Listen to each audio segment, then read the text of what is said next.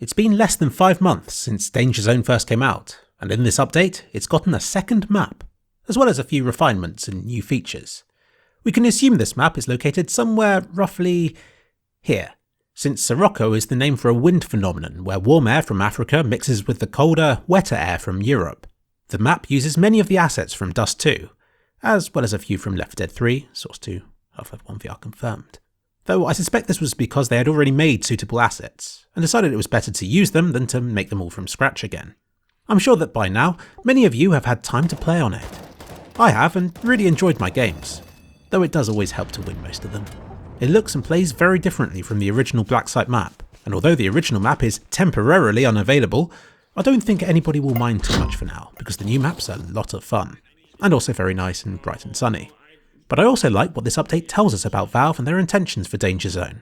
Having it released last year was exciting, but there was always that feeling that it might have been a knee-jerk reaction to Battle Royale success in other games, and may have just been a one-off attempt to jump on the bandwagon by shoehorning the game mode into CSGO. So it's nice to see a second map released for it, along with so many refinements and additions to the game mode in this update.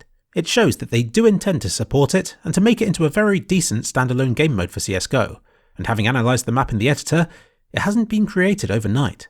There's been a lot of thought and at least a bit of love invested into it by the game's developers, which I'll cover later on. First, the gameplay changes.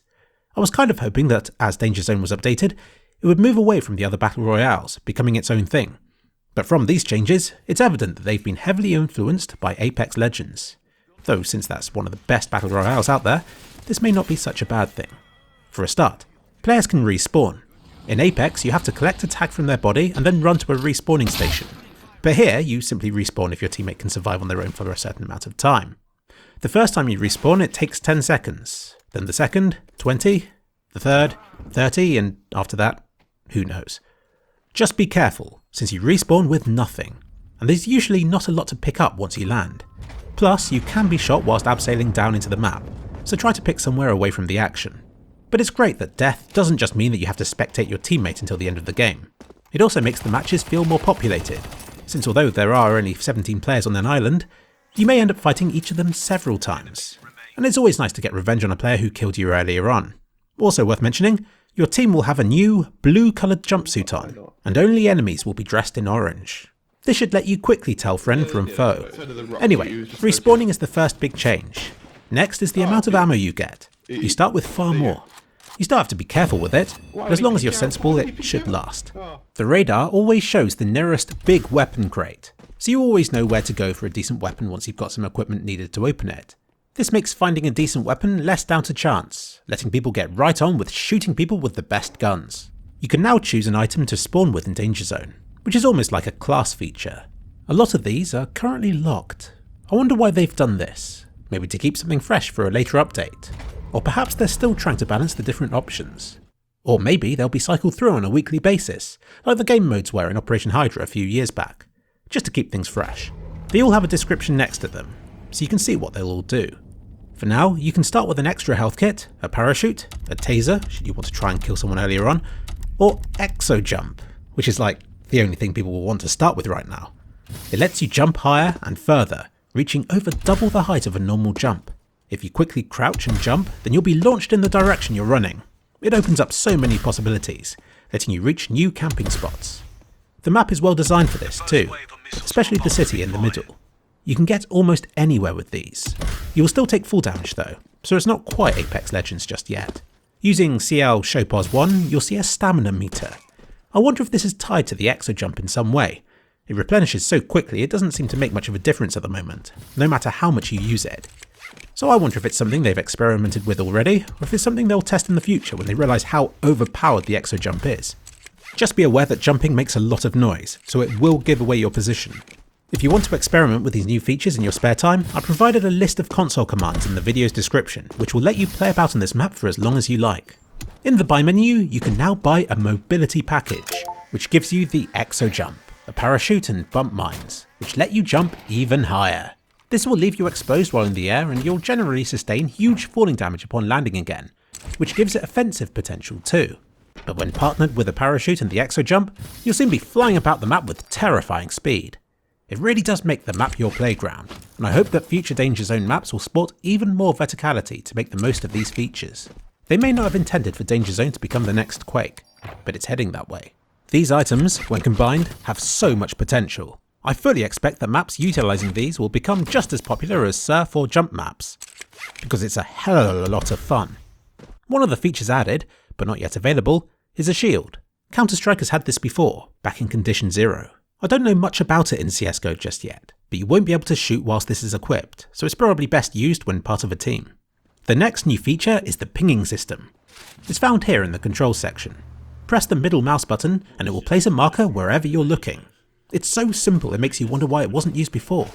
It's a great way of communicating with teammates, instead of the usual old, "He's over there," which, let's face it, doesn't help. This is another thing copied from Apex Legends. The pinging system in that game is still more robust, since it's not just a marker, but it also tells your teammates what's at that location, be it an enemy or item of some sort. But this update is definitely an improvement over what we had before. Lastly is a new Radial weapon menu, found here in the control settings. This works on all game modes for CSGO, and like the pinging feature, is another thing that makes you wonder why it wasn't added sooner. It lets you access anything in your inventory in just one button press and a quick flick of your mouse in a particular direction. It's an optional feature, but a welcome one that will make cycling through grenades less of a keyboard mashing exercise.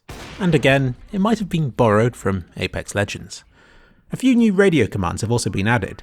As well as this, a Valve developer asked how you use radio commands a few months back on Twitter, so we may be getting a similar Radial menu for them at some point as well, which will make it even more like Apex Legends. I said earlier that some love has been put into this map.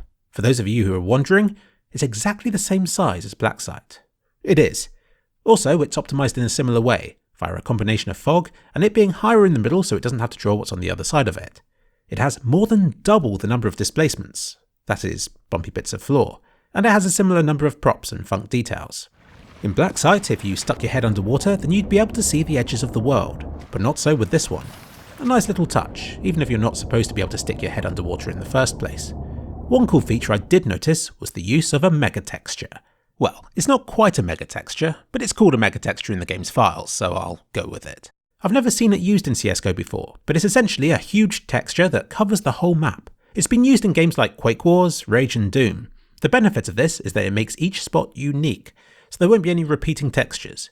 I always saw it as a solution to a non-issue, since it's easy to disguise repetition by placing details and props over the top of it, and the downside of megatextures is that they're huge. We're talking tens of thousands of pixels across, and file sizes measured in the gigabytes. Just in case you wondered why Doom was such a large download.